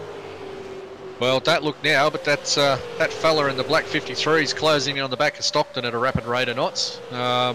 Foster's come from right at the back of the pack, so this green flag running's really worked for him, hasn't it? Yeah, it has. He definitely knows how to manage his stuff, and he waits and he's patient. He doesn't go too hard too early. He definitely takes his time. As I think Damon Stockton just got real loose out of 2, and it's actually given Sadler a run on the inside of Stockton now as well, and he actually got back past Edward. Well, it looked like Foster got a bit loose too, because all of a sudden Sadler just took off like he had nitrous, didn't he? Yeah, he just seemed to find the grip real quick and then shoot past both of them. So he seems to be back on that middle line a little bit lower now. So maybe he's found another groove that's working for that car at the moment. Maybe. I was sitting here thinking he must be absolutely praying for a yellow right now, because he's always said how much those tyres go off on that old Falcon. But he's sitting here in second place and he's not giving up any ground, is he? No, he actually seems to be coming back a little bit at Terry at this point in time. So maybe his car just went through a bit of a stage there and it had a bit of a lull in the middle for maybe 10 or 15 laps. And his pace is definitely starting to pick back up again. So it'd be interesting to see what happens. But if these two keep racing side by side, it's just going to help Terry Marwood to just extend that gap. Yeah, it is. And just watching here now, and I see Skurlock's hanging back there behind Foster, and Nick Walsh is coming back into it too. He was up there earlier on and dropped back a bit, but he seems to be catching back up to this lead pack now. Oh, and it looks like Foster's pitting. Okay, so we have our first pit stop, do we, Roger? Yeah, it looks like it. Edwards just pulled off into the pits, and he is taking up his position in the pit box now. All right, well, we're over halfway now. We're working lap 40 of a 75-lap race, so there's 35 to go. So you'd have to expect a few of them might start coming in now. Yeah, I'd say Edwards going to try and go for the undercut. Unfortunately, he is going to go down a lap, just with the way oval racing works. But he is going to be on fast, he is going to be on new tyres, so he is going to have to then work his way back through the pack and pray that there are no cautions. Yeah, I was about to say that. I bet you he's sitting there with everything crossed going, just no cautions, because that'll really ruin his race. Yeah, as we've seen Skurlock and... Well, what happened to Marwood then? Is Marwood coming in? Oh, yeah, sorry to cut you off there, Roger. It looks like we've got Marwood and Sadler coming into the pits, and looks like Sadler had a hell of a lot of trouble slowing up enough for that one. Yeah, the entry to pits here at Atlanta, you come off turn 4 and, there's not a hell of a lot of room to slow the car down. I know I've got it wrong in the stock cars before and actually ended up way sideways coming down pit road and, being penalised and stuff like that. So, these V8 supercars, whilst they do have much better braking capability, it's still quite tricky to get the car slowed down to the 50 or 55 miles per hour speed limit that, or rather in the new language, 90 odd Ks an hour that you have to get these cars down to for pit road speed limits. Yeah, no, absolutely. And Matthew Klut's just been in as well, so it looks like instead of having a mass entry into the pits, it wasn't follow the leader. It looks like they've all got their own ideas on how they want to do this. And, yeah, it's sort of mixed up the field a little bit, hasn't it? Yeah, that's exactly right. And the other thing as well that we've got to remember is these cars have got pit limiters, so it makes it a lot easier for them to get down to that speed and not get done for speeding in the pit lane like we do in the stock cars where it's all manual control. So that will definitely come into effect of it, and it'll be who can brake the latest and get on that limiter harder and get in the pit and out the pit quickest. So, but it looks like Sadler's lost a heap of positions with that car being a lot slower, and he's still jumped Terry Marwood. So Terry Marwood's actually fallen back probably the furthest out of everyone. Yeah, well, I was just watching George Fullerton, who was in the lead on the road at least. He's now coming into the pits as well, so hopefully they'll start to shake themselves out over the next few laps, and we'll get a better picture of who's where, who's had a good stop, who's not had a good stop, I guess. Yeah, that's exactly right. From what I can see at the moment, I think that Michael Skurlock is probably the lead car that's pitted, actually, and then Edward Foster and Terry Marwood and Gavin Sadler are in that sort of position there, but Skurlock seems to have jumped everybody. Yeah, I didn't see him stop, so he must have got a good one.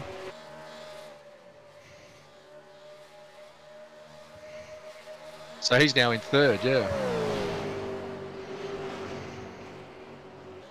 And with him is Stockton, Marwood, Foster, yeah. So you have to assume that these are the lead guys, wouldn't you? Yeah, so I think that Dave Douglas and George Fullerton are the only two yet to pit, but these boys are just starting to get their laps back as well with having fresher tyres. So over the next lap or two, it'll be interesting to see how the order shakes out, and if anybody can make a run back to the front, or with these new tyres, these guys in these older gen cars are just not going to have the pace to catch back up in time. No, I'm pretty sure I just saw Fulton down on the apron there entering the pit lane too. I may be mistaken, but pretty sure. Yeah, I can confirm Fulton's just come out of the pits. He's rejoined the track down the backstretch. All right, so at the moment I'm just watching Stockton and Skurlock trade places every few corners. They seem to be fairly well getting into it at the moment as we work lap 46. Yeah, but don't look too far back, because Terry Marwood seems to have the fastest car at the moment, and he's closed that gap down to less than a second now, so it'll be interesting to see if he can get even closer to him in the next lap or two. And Edward Foster in the 53 is not that far behind either, so that pit stop worked for him as well. Yeah, they'll all start to close back up again with the draft effect. We've talked about that a few times, haven't we? Yeah, that's exactly right. I think Dave Douglas could be in a very good position here, as he was involved in an incident early and probably pitted and took his fuel early, so he'll just be managing his tyres now, but he's got a 16-second lead over the field, so if he can manage that, he might be in the box seat here. Well, Dave Douglas is still out front, but he's yet to pit, isn't he? I think he's going to be praying that a caution comes out, because then he'll keep his position. Well, the way it's been going, we're working lap 48 now. Still haven't seen a caution, so this race is going a lot quicker than what anybody thought it might do.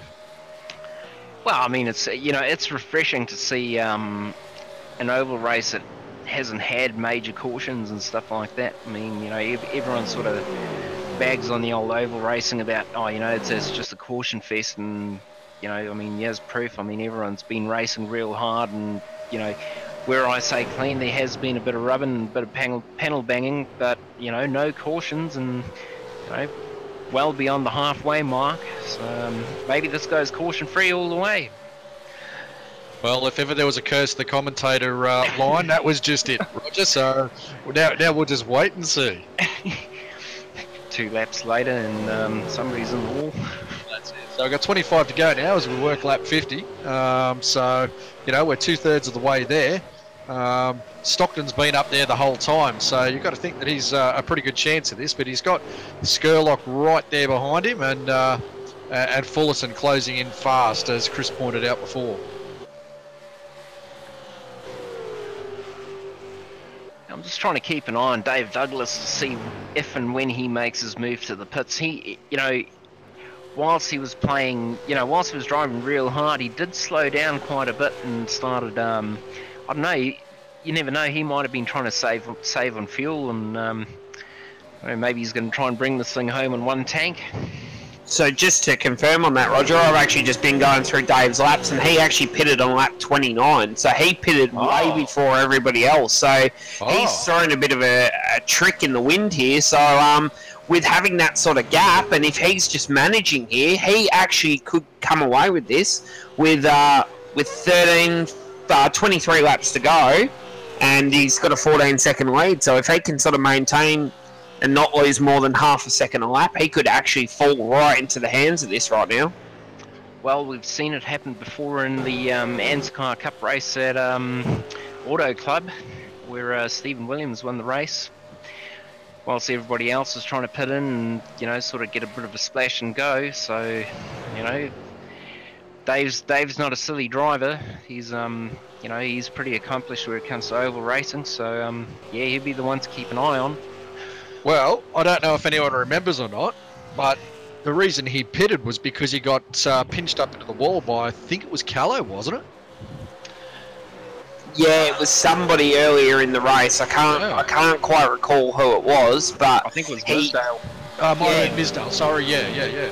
And it was quite a big hit too. So yeah, it was. So he's only lost about 1/10 and a half that last lap. So if he can just keep this consistency, I think he's got this in the bag. No, he's actually coming to the pit lane right now as we speak. Right, okay, so there goes that theory, because he had a 14.5-second lead on Stockton then, but Yeah, at the moment we've got Skurlock challenging Stockton for what's effectively the lead of the race.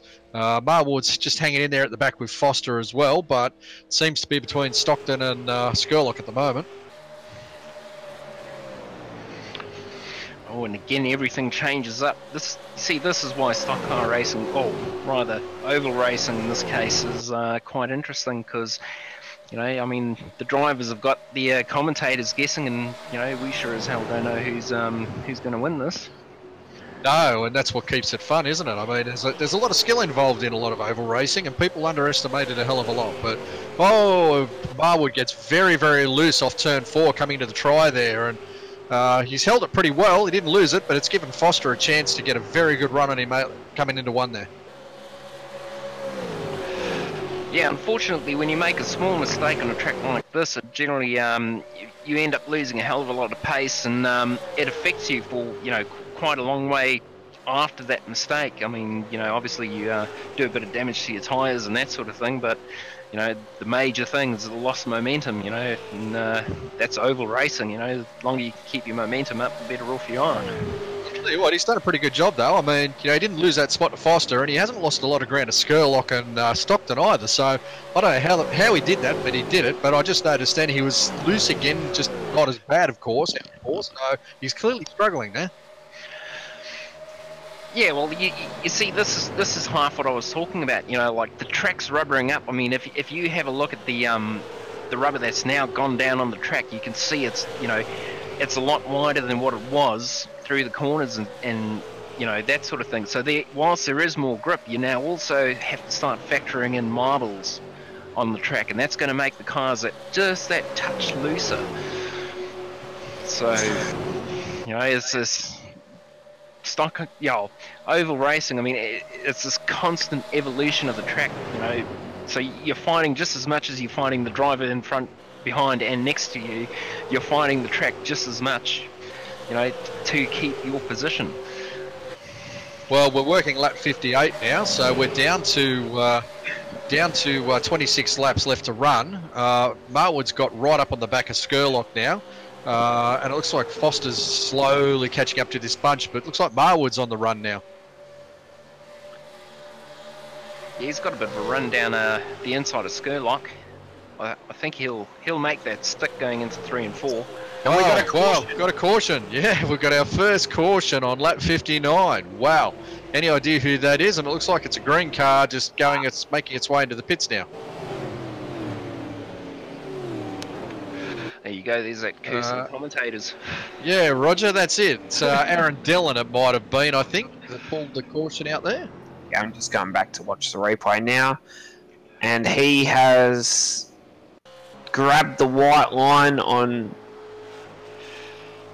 No, he was actually loose long before that, so he's basically drifted all the way around turn 4, and then he's lost it and then gone back up the track and nudged the outside wall there, just at the entrance to pit lane. That was a nice drift effort, though. Yeah, that looks a bit of a strange one there. I'm a little bit confused by that. He may have just lost grip in his rears, or I mean, I'm trying to now think how much you can adjust the brake bias. I know in the stock cars, you know, we generally try and run, you know, quite a high rearward bias, and I mean, obviously one of the downsides to that is it's a lot easier to spin the car around, but you do also load up a lot more heat into the rears, and you know, once the rears start letting go, that's generally the effect you're going to get. The rear end of the car is going to want to come around before the front end does, and that may just have been the case, and he's half caught it, but you know, still managed to bring out the yellow, as it looks like everyone's dived into pit lane. Well, not everybody, no, and I was just going to say, what would you pit now? But it looks like Jackson Callow's taken a bit of a punt. He's staying out, as has Raymond Yeager and Daniel Misdale. I think it's not a very wise move by them to do that, because once everyone's on fresh tyres, they're just going to get swallowed up. Well, we've seen it time and time again, both in AUSCAR and this, haven't we? Last week, a couple of guys tried to take that chance, and they just got swallowed up as well. You'd have to think that maybe they'll come around next lap. Maybe they're a lap down. I'm not sure. I think you find that they are a lap down. Jackson, Jackson and Todd and Raymond are a lap down, yeah. Yep. So the pit lane would have been closed for them on that first lap. So, okay, so no, they're not taking the chance. They'll probably come in this time around, which leaves Stockton still in the lead. As we circulate behind the pace car on lap 61, about to go into lap 62. Doesn't leave many laps left. It's about 13 laps, 14 laps after this. Yep, and they've actually stayed out, so they're probably hoping for another caution. They'll get the wave around this time by, and they'll probably hope for a caution in the next lap or two to come back down the lane and get fresh tyres for the run to the end. Well, the theory safety car breeds safety car. Considering this is our first one, well, it may happen, but yeah, I don't know. It seems to be that everyone's fairly well behaved this week, doesn't it? Yeah, I think we're going to see a couple more here. I think the boys will start getting up on it a little bit more aggressively with each other with only 13 laps to go. Especially these guys that are a little bit further back in the pack. They've got nothing to lose, so they're going to go for it, I think. So it'll be interesting to see what happens here, but I'm predicting there'll be another safety car within the next couple of laps, that's for sure. Well, these guys should get the wave around, shouldn't they, before it goes green again? I mean, they're back in, like, what, 15, 16, 17? Yeah, so they'll get when there's one lap to go and the lights go off on the caution, on the pace car, they'll get the wave by then, and that gives them a lap to catch back up. They do it on the last lap to stop the guys coming back down the pit lane before the race goes green. So it's like a penalty. You get your lap back, but you can't take tyres and you can't stop. Yep, you don't get that free kick, so to speak. Yeah, that's exactly right. All right, so effectively we've got Stockton there. Skurlock's in second, Foster's in third, Klut's in fourth, and Marwood's in fifth. Roger, your pick with, 12 laps to go? Oh, I don't know. It's all going to come down to do we see another safety car come out? I know everyone's going to sort of be chomping at the bit for this. Well, but, the lights are out on the pace car, so I don't know. Sadler's been pretty impressive to watch. I mean, you know, he has had a lot of pace, and you know, obviously coming from a little bit further back in the field, you know, he is going to have that draft advantage. But, you know, we do speak of the big draft advantage. The big draft disadvantage, which we haven't actually even brought up, is that once you get into the draft and you come into the corners, those cars wash out real hard with the old aero wash. So, well, very good point. Well, my pick at the moment, I've got to be honest, is probably Skurlock. He's driven a great race to land on the front row. Chris, quickly, just before we go green. I'm going to go Matty Clark. I think he's got momentum, and I think he's going to come back at this. I think he was playing it smart in that middle race, and he's coming back now, and we know how quick he is on the short run. All right, so pace cars off, cars are away, Stockton runs, and we've got a wreck. Wow. Well, Roger, you called it before, didn't you? Yeah, curse the commentators, some would call it, but, you know, as I say, cautions breed cautions, and unfortunately, Norman Clark, he's lost out a bit there. What on earth happened back there? Oh, I'm just going to go back and have a look. I think somebody might not have got off the start as well as they should have done. Oh, that wasn't Dave Douglas that just got hit again, was it? Yeah, it looks like one of the green cars that actually... Todd Maxfield. Yeah, just got a little bit loose, maybe a bit of wheel spin on the restart, and you know, this is what we were talking about earlier on with the you know, you got to get your starts right, and you know, if you on the restarts, because everything's so bunched up, if you get a bit of wheel spin and you put it sideways, we've seen it before, it generally ends in disaster. Well, it looks like Jackson Callow got caught up in that, as did Raymond Yeager as well, unfortunately. Yeah, it's a little bit unfortunate. I mean, you know, sort of. We've had a pretty awesome race up till now, and you know, obviously caution periods aren't part of oval racing, but you know, real unfortunate was off the restart, and you know, so some of the not the fastest drivers, but you know, these guys have sort of been chipping away at the pack and stuff like that, and you know, it's rather unfortunate to see them getting involved in it. Well, I have to say, here's a name we haven't seen up here since the start. He started 6th, now he's in 6th. Phil Otto, where's he come from?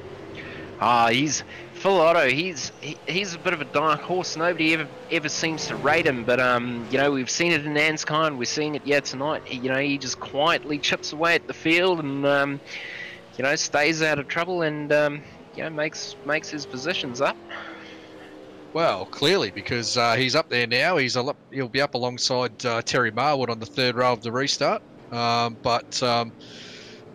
Yeah, guys didn't even have a chance to try and sort anything out, did they, before that one happened?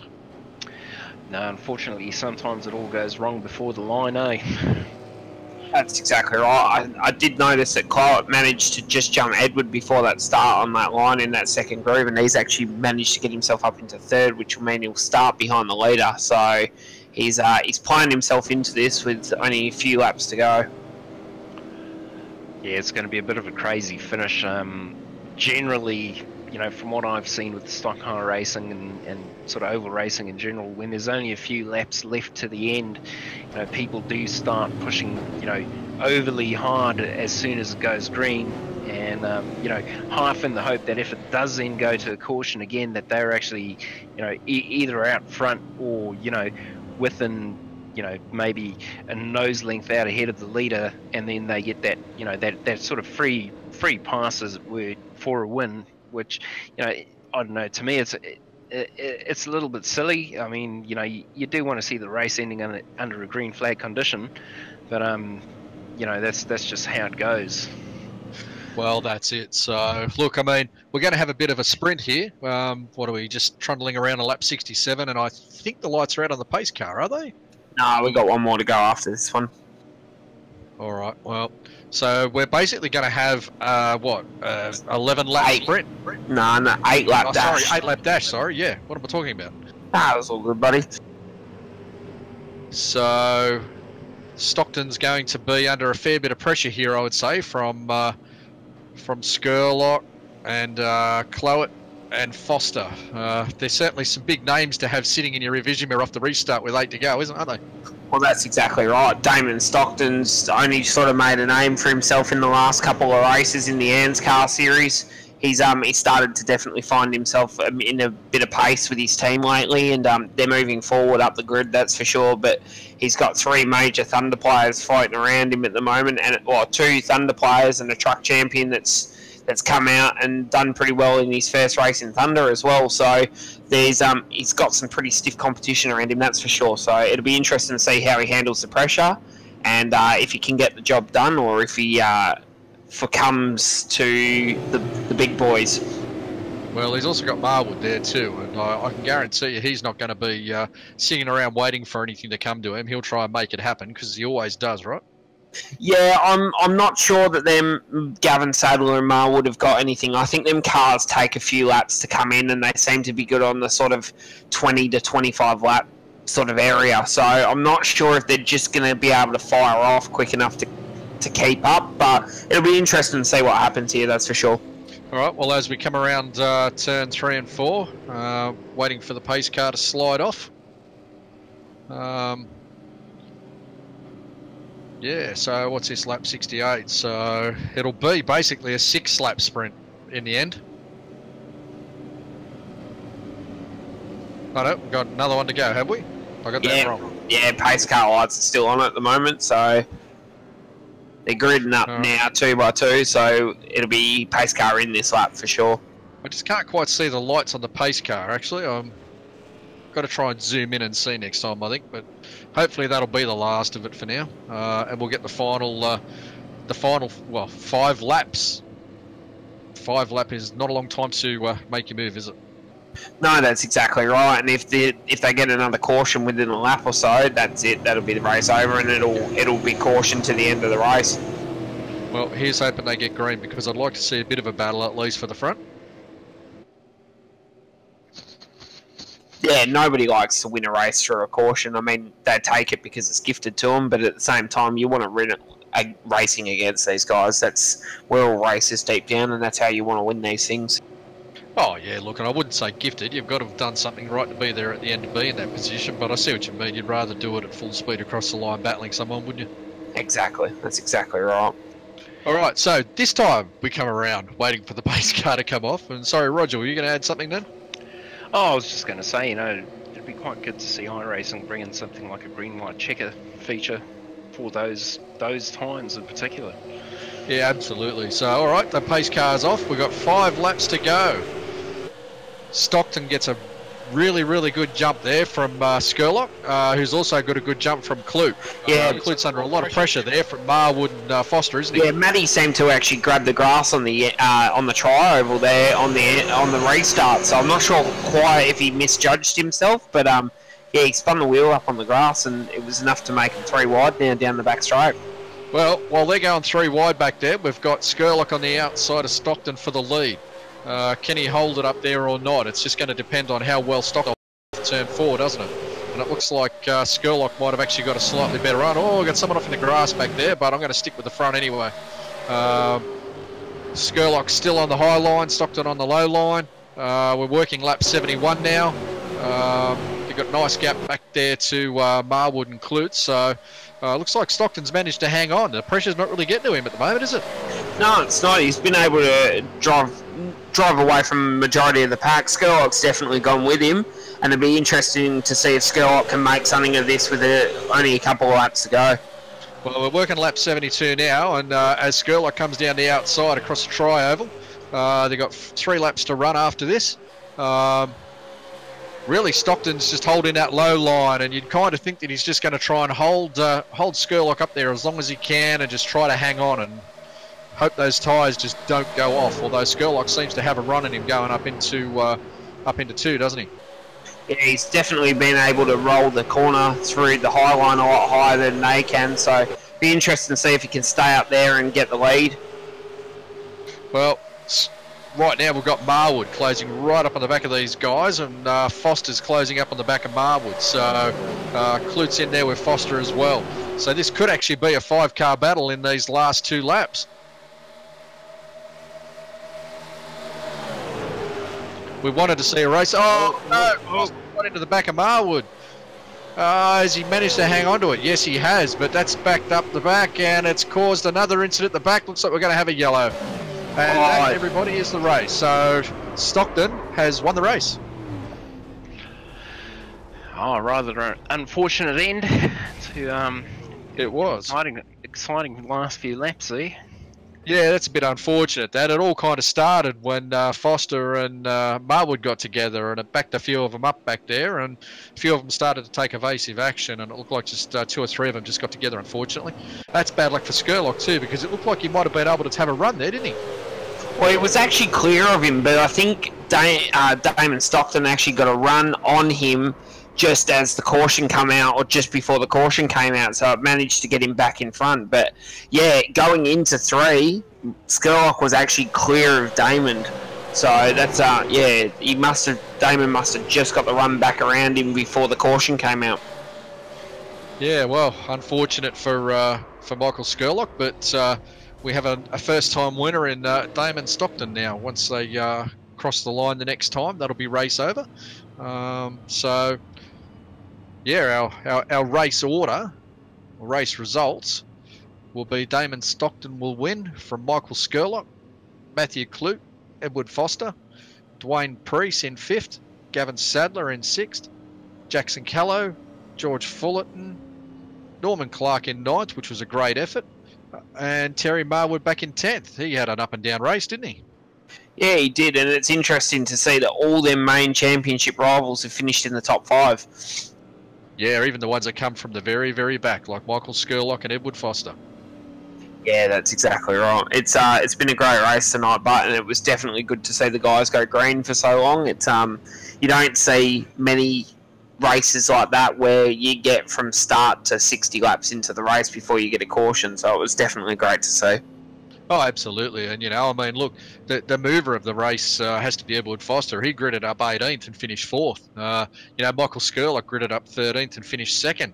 Damon Stockton gridded up 11th and finished 1st, and yet he seemed to be at the front the whole race. Go figure. Yep. Same as Jackson Callow as well, 16th to 7th. Yep. A few really, really good movers through there, and, a few really, really solid efforts.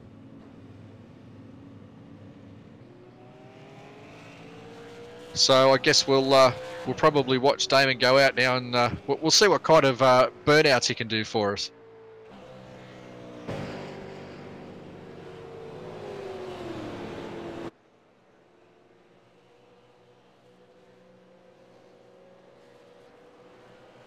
All right, so any thoughts on that race, Roger? Oh, it was a pretty good race. Again, disappointed by the finish, but you know, it's one of these things. Nice to see some of the drivers, you know, putting it all on the line. I think some of them overdrove it. I mean, might have had the old, you know, that whole mentality of, you know, it's just turning left. Can't be that difficult, but they might have learnt the hard way tonight that it is actually that difficult. And you know, as we see Damon Stockton burn down his car. Yeah. Well, I've got to say, to be honest with you, it's good to see a different name at the top. We've had 3 different winners from 3 different rounds now. Wonder what Texas will bring us.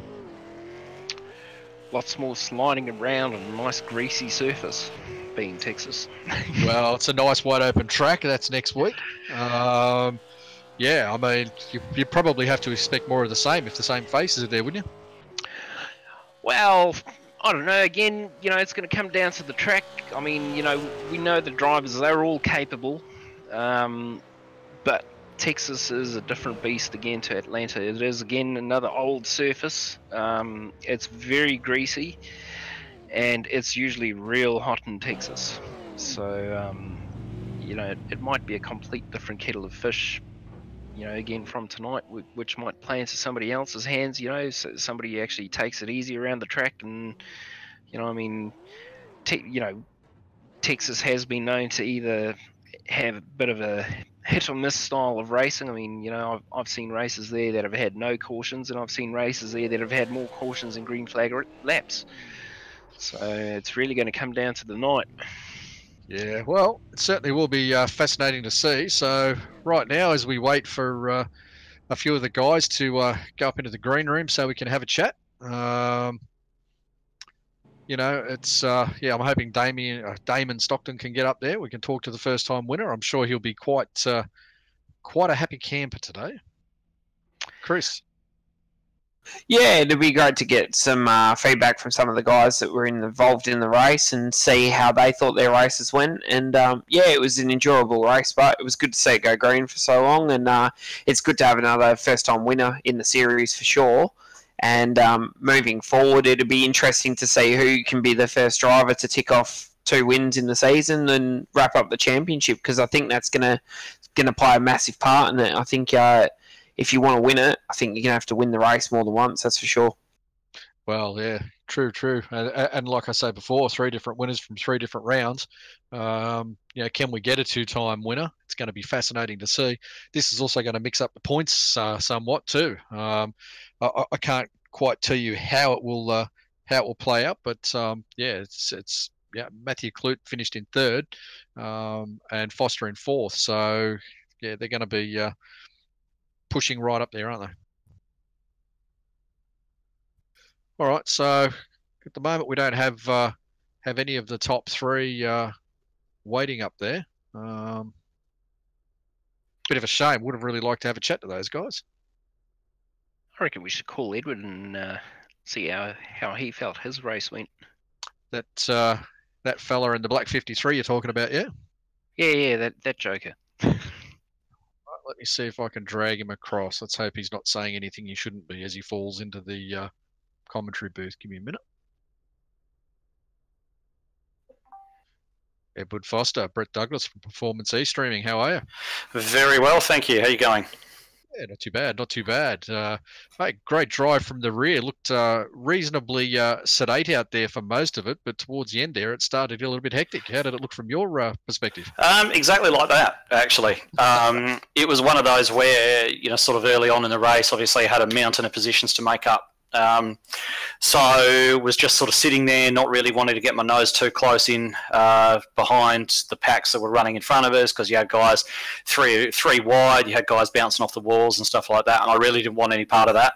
Had enough of that in the consolation race. So just picked them off one by one, waited for them to stretch out, and I don't think anyone expected us to have that big long green flag run at the start, but it sort of played into my hands a little bit because I seem to, I don't know why, but seem to have better tyre life than a lot of guys, and managed to pick off the positions that way. And then, of course, when that sort of bunch of cautions did come at the end, that was I was already sort of at the front in the fight. So it worked out.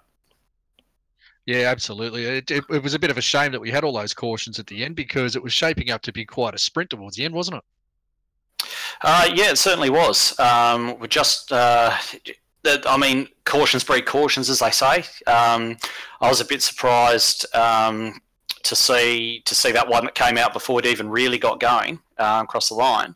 But just one of those things.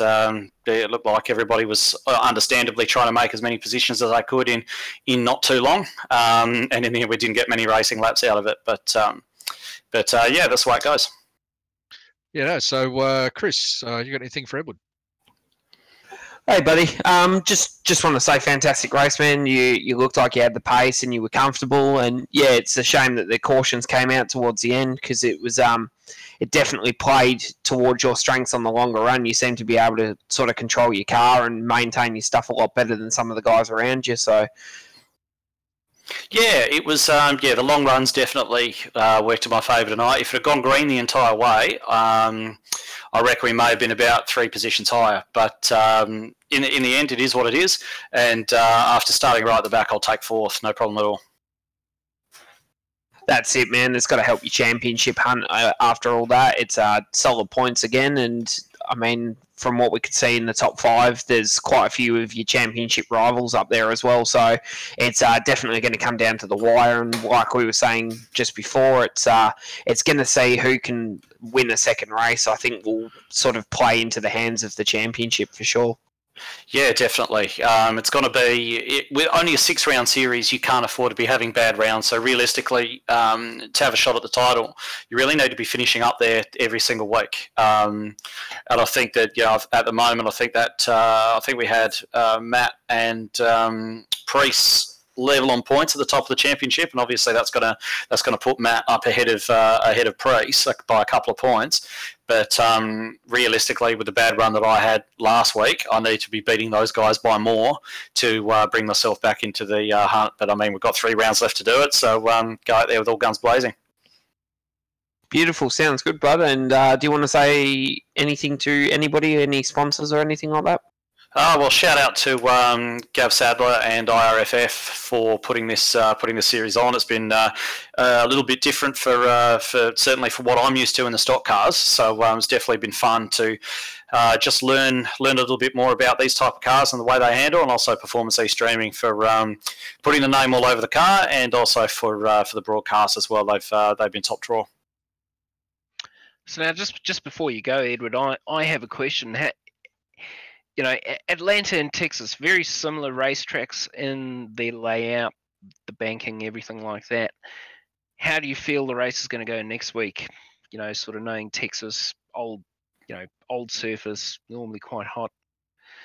Because we were actually just talking about it just before, so sort of maybe want a bit more of a driver's perspective on things.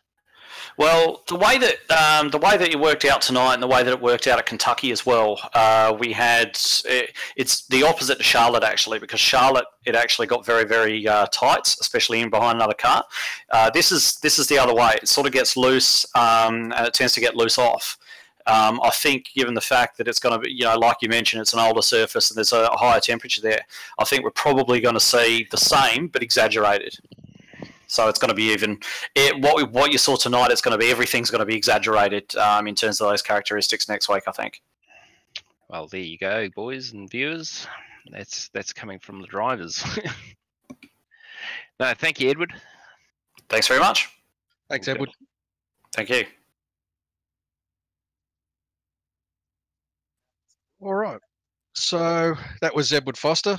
We don't have any of the top 3 up there, but I think we might pretty much wrap it up now, boys. And look forward to Texas next week, where, as Edward said, pretty much more of the same, depending on who's up there.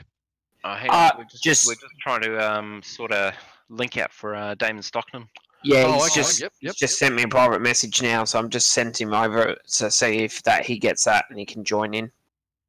All right. No, that's fine. So yeah, so Texas next week will be very, very similar apparently from a driver's point of view. Yeah, you guys got any thoughts or predictions on this? Oh, I think it's going to come down to the night again. Oval racing, you can't, you might have some dominant drivers, but on the night it's going to come down to whoever's quickest and first one to that bloody checkered flag. Well, we've got a couple of guys who are fairly consistently up there at the moment. When the points are all updated, you'd have to assume that they're all going to start crowding the top of the table. We're at the halfway mark now. We've got 3 rounds down, 3 to go. So, you're probably talking to your usual suspects of, Clute, Foster, Sadler, Callow, those sort of guys. Unless someone has an off night, of course. Well, yeah, that's always something that could happen. You guys just need to excuse me for a minute. I've just had a phone call come through. All right, no worries. How you going there, Chris? You got Damon at all? Yeah, I'm just trying to get him the link, but it seems to not be working for me. It's I don't think I've got the access to actually send it to him. All right. Well, look, we can have a quick chat to Damon next week if we get time, so that's fine. So for now, we might call it and wrap it up there for tonight. We'll just cap off with the placings. So we had Damon Stockton takes his first win from Michael Skurlock in second, Matthew Clute in third, Edward Foster in fourth, and Dwayne Priest in fifth. So looking forward to Texas next week, Chris. Should be a cracker, and I think a few of these guys now will be starting to think about championships.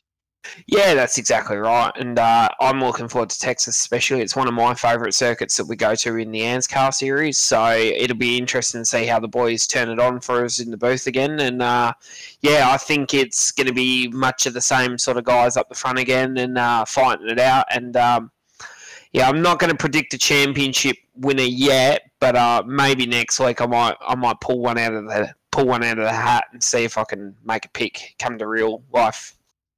Well, Matthew Clute was at the top of it. Nicholas Walsh and Edward Foster were close behind. Dwayne Priest didn't finish too badly tonight, but it certainly would have dented his chances at the top there. So, all right, well, from us it'll be good night, and good night, Chris, and good night, Roger. Thank you very much for tonight, and thanks also to Matty Hunter as always for pointing the cameras in the right direction and keeping us on a straight and narrow. Thanks to IRFF for putting on the AUSCAR series for everybody.